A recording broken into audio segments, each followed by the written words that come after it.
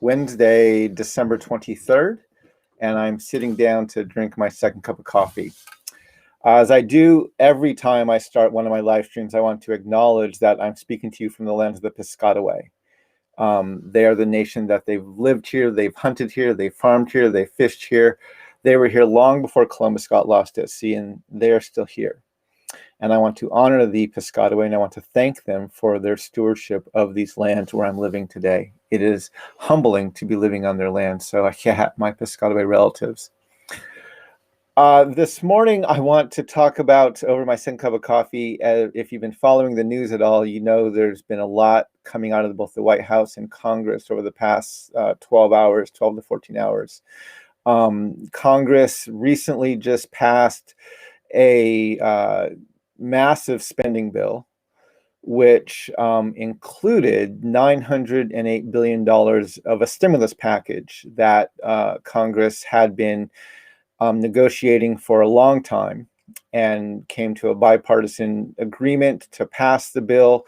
And both Senator Mitch McConnell as well as Speaker Nancy Pelosi had agreed, I think a few months ago, that they would tie that stimulus to a larger spending package. I'm guessing to make sure that both they were able to get it passed and that it would be signed, or it would be done before the Christmas break. And so it was attached to an omnibus bill, which was a $1.4 trillion bill to fund the government through the end of September of 2021. And those negotiations were frustrating on both sides. They actually took out two of the most contentious issues, one which was a Republican desire, which was to have liability for businesses. They took that out, and they took out support and funding for state and local governments, which was something the Democrats had been fighting for. And with those things removed, they were then able to agree on some stimulus, which included, I think it was $174 billion for checks to individuals of $600, both for adults as well as for children. And there was $284 billion set aside for the PPP program, which included, I think, about $30 billion, maybe $40 billion of PPP loans for small businesses specifically. And then, of course, there was the $300 per week of enhanced unemployment, which is set to run out after Christmas. And I think especially the Democrats were very adamant that this was not what they wanted, but it was something, and it was agreed to by both sides, and it passed both the House and the Senate by pretty much veto-proof margins. And there had been a commitment from the White House to sign the bill, not only to sign the stimulus bill, but there had been a commitment from the White House to sign the spending bill, the omnibus package, the $1.4 trillion, which the stimulus was then attached to. And then yesterday, as Trump likes to do, he basically blew everything up. He did two things, actually. The first thing that he did is he pardoned 15 people and commuted 5 more sentences of some fairly controversial people who had pleaded guilty and were convicted of some pretty reckless behavior. And he did that, and then he also put out a video on Twitter calling the stimulus package and the funding bill a disaster, and all but threatened to veto it. And this this now has everybody obviously talking and kind of going a bit crazy. And so last night I tweeted two things. The first is, and we have to remember this at every point, right? Trump displays all of the characteristics of someone who has narcissism. And he has been binging on attention for the past 5-6 years. He has been the center of the world's focus for the past 4 years. And he is now not only the prospect of being a loser of the election, but of leaving the spotlight. And he is trying to do everything, A, not to be labeled a loser, and B, to somehow keep the spotlight. And so when he came out yesterday and he stated that his concern was for the American people, his concern was for the American families, his concern was for the average taxpayer, you have to recognize that is not by any stretch of the imagination Donald Trump's concern. That's nowhere near the top of the priority of his list of concerns. He is not concerned about the average American person. He is not concerned about the average taxpayer. He's concerned about two things primarily. He's concerned about not losing, and he is concerned about maintaining the center of attention. Those are the two things that President Trump is concerned about. And over the past few weeks, week and a half, 2 weeks especially, as the Republican Party, after the voting of the Electoral College, has acknowledged Joe Biden's victory, including Mitch McConnell acknowledging it, Trump has been feeling betrayed by this party that he co-opted. And so he wants to, but he knows, he's very aware that the Republican Party needs him and his base to vote in Georgia so they can keep their majority in the Senate. And so he is basically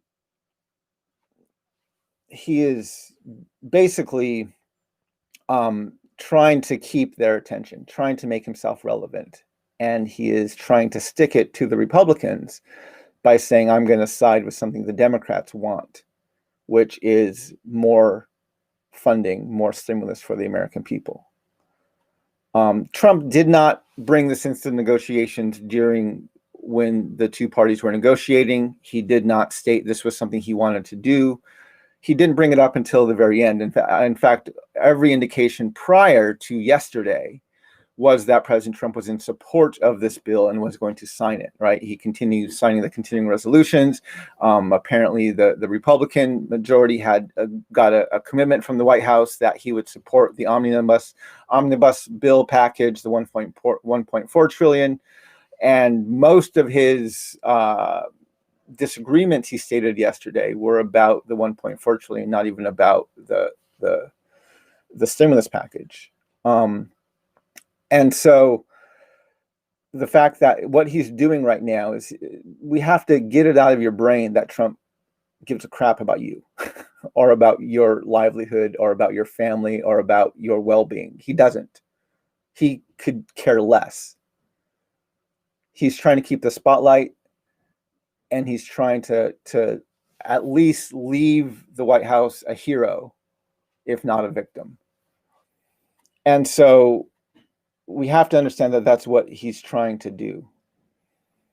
And then the second thing I tweeted yesterday was, it's painful to watch the Democrats suddenly support and side with Trump, right? Taking seriously his call for more stimulus and supporting his cries for attention.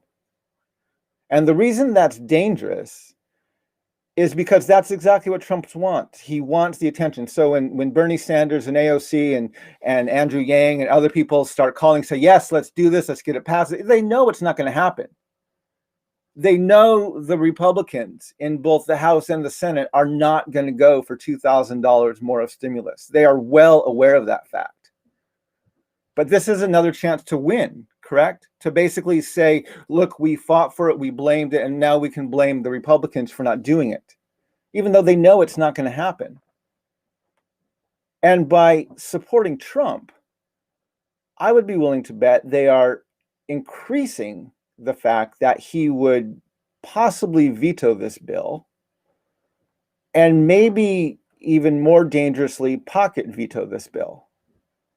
So you heard probably that the Senate passed two, I think, one-day continuing resolutions to keep the funding going until they got the bill passed. And then when they passed the bill, and I think the last continuing resolution ran out on Sunday, And then they signed it on Sunday, or they passed it on Sunday, and then they passed a week-long continuing resolution to give the White House chance to review and sign the bill. And so the next continuing resolution runs out on December 28th, which essentially gives Trump a week to sign the bill. Now, the other challenge is that Trump doesn't even necessarily have to veto the bill. From the moment it arrives on his desk, and the last I checked, which was about half an hour ago, it had not gotten to his desk yet. It's a 5,000-page bill, which is going to take a long time, apparently, for it to get to his desk. And so I don't know if it's going to happen today, but if it doesn't happen today, it happens tomorrow. Trump then has 10 days. President Trump has 10 days, not including Sunday, to either veto or sign the bill. Normally, after those 10 days, if he doesn't veto or sign it, it becomes law, regardless. But because this Congress ends on January 3rd of 2021, and a new Congress starts, essentially, if Trump, what would now we call pocket veto it, it would stay in his pocket, stay on his desk until this Congress time and office, this session ends, and then the bill would just disappear, it would evaporate. And then the new Congress would have to negotiate a brand new bill. So even with Trump playing this political game, it heightens the fact that this bill will not be signed quickly. And it delays even the inadequate relief that it gives even longer. And right, this has been the problem with this Congress all throughout, the Democrats and the Republicans, is they've dragged their feet and they have passed nothing. It's been since last spring that we last passed a bill. And this just drags the process on even further. And by the Democrats entertaining Trump and the Republicans remaining silent, I fear that it increases the likelihood that he will either outright veto this bill or he will pocket veto the bill. And if he vetoes the bill, the the House and the Senate, they passed it with a supermajority, meaning it was veto proof. They could go back and pass it again. However, now that Trump has dangled the $2,000 in extra stimulus, it would both increase the likelihood that the veto would not be overwritten, would not be overrode by Congress. If he pocket vetoes the bill, which would mean Congress would have to come back and pass another continuing resolution before December 28th. But this increases the likelihood of a government shutdown. And even the thought of us having a government shutdown in the midst of a pandemic with massively high unemployment, and now adding tens of thousands, maybe even hundreds of thousands. I forget how many the full government employees, how many would be out of work if this shutdown happened. But to increase the number of people experiencing financial hardship by at least tens of thousands of people during a pandemic over a holiday season is unconscionable. And yet this is what our Congress does. And so I'm beside myself at the way that the Democrats are encouraging President Trump's narcissistic tendencies, the way the Republicans refuse to stand up to him, and the way that Speaker Pelosi, Majority Leader McConnell, and President Trump are literally playing chicken with the lives of the American people. Now, I ended my social media posts on Facebook and Instagram where I said, as inadequate as this stimulus is, at least it's something. And I wrote that knowing it wasn't expressing the fullness of what I was feeling. But this has been the problems all along, right? Is because the two sides have been holding out for something that they could both stand on. One side could stand on and say this was a clear victory for us, and the other side's the clear loser in this battle. They've passed nothing. They've done nothing since March. And the unemployment enhancements have lapsed. Opportunities for more stimulus have come and gone. People have experienced food insecurity, rental insecurity, and nothing's passed because both sides are waiting to just stick it to the other side. There's not a concern for the whole of the American people. And I completely agree this bill is wholly inadequate. But at least it was something. It was something. And now I fear that Congress is going to go back to their game of one-upsmanship and politicizing everything, and they're not going to be able to do something for the good of the American people. And unfortunately, this is the problem, and this is one of the things I've been thinking about over since November 3rd. Right, this is the problem with the U.S. choosing to elect Joe Biden. Yes, clearly President Trump is not our nation's solution to these problems, but neither is Joe Biden. And I've been fascinated by progressives and liberal Democrats tweeting and asking the Biden administration to pass universal basic income and to fund these sorts of progressive platforms and policies that they've been advocating for 2 years now, except for during the general election when they all just jumped on board behind Joe Biden. And now they're protesting Biden, asking him to do stuff that he absolutely promised he was not going to do. Not only did he promise he wasn't going to do it, but he got elected in a way that guaranteed he couldn't do it. Right? Joe Biden got elected by appealing to moderate Republicans, promising he was not going to do anything drastic about the environment, promising he was not going to do anything drastic about the oil industry, promising he was not going to do anything drastic about the economy, promising he was not going to do anything drastic about healthcare or about any of the other progressive issues Democrats were fighting for.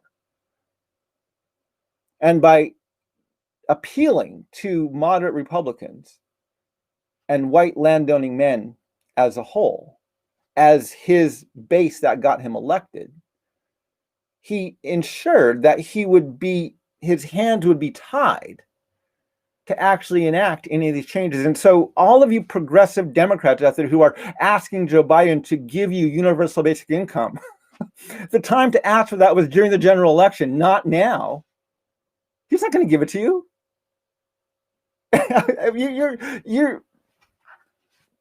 It boggles my mind. And so this is what's so frustrating about the moment we're in, is the nation, right, overwhelmingly decided that in its desire to rid itself of Trump, it would rally behind a white landowning male from the 1% who promised that his entire goal was to maintain the status quo. Well, you know what? The status quo is what you're getting now. That's the status quo. These packages, what we're getting now. The status quo is these omnibus packages with tons of pork in them. That's the status quo. That's the status quo. And this is what the nation overwhelmingly voted for. And now, not only is that what we're decrying, that we're getting what we actually voted for as a nation. But now Trump is back to playing his games, which is Trump is a very simple man. He just wants people to like him. That's his goal. And if Republicans aren't going to like him, he wants the Democrats. He just wants somebody to like him. And so the number of people I've seen, even in the past 24 hours, say, well, at least Trump cares about us. Bullshit. Trump doesn't give a crap about you. He could care less. I'm deeply afraid he will let our nation have a government shutdown, not because he cares about the American people, but because he wants the attention. He wants to be at the center of all of this. That's all he cares about. He has demonstrated that time and time and time and time and time and time and time again.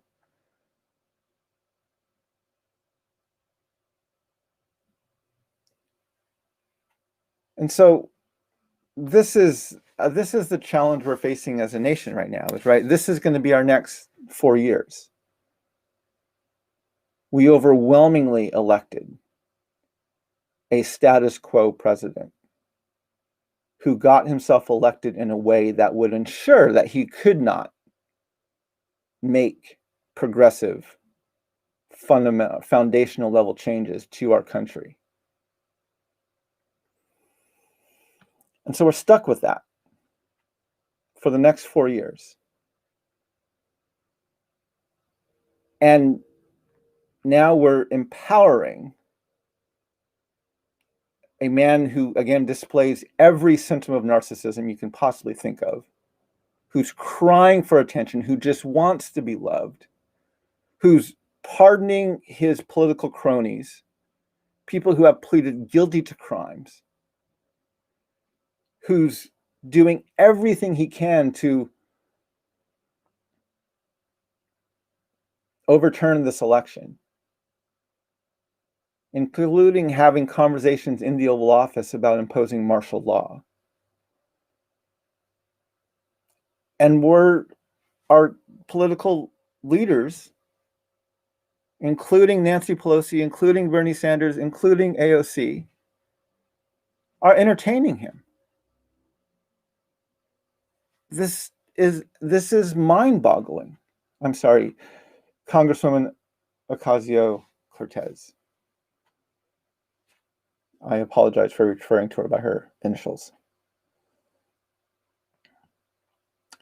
And so this is where I want to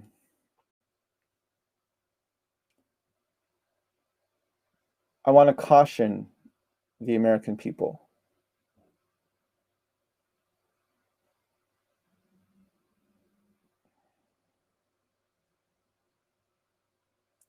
And I want to voice my incredible displeasure with the way our congressional leaders, in order to get a political victory, are completely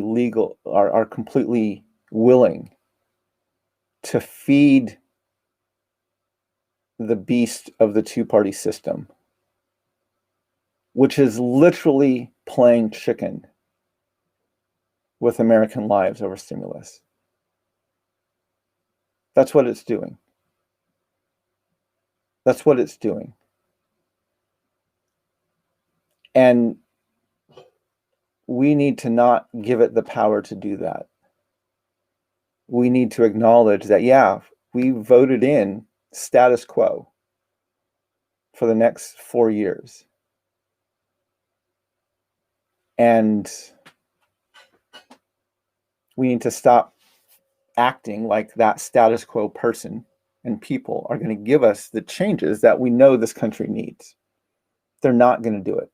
Biden is not going to make those changes. Pelosi is not going to make those changes. Mitch McConnell is not going to make those changes. So we need to start thinking and organizing and working longer term. And that's what I want to encourage people to do. But I also want to encourage people not to empower either Trump or Pelosi or McConnell to continue doing the things they've been doing this entire time,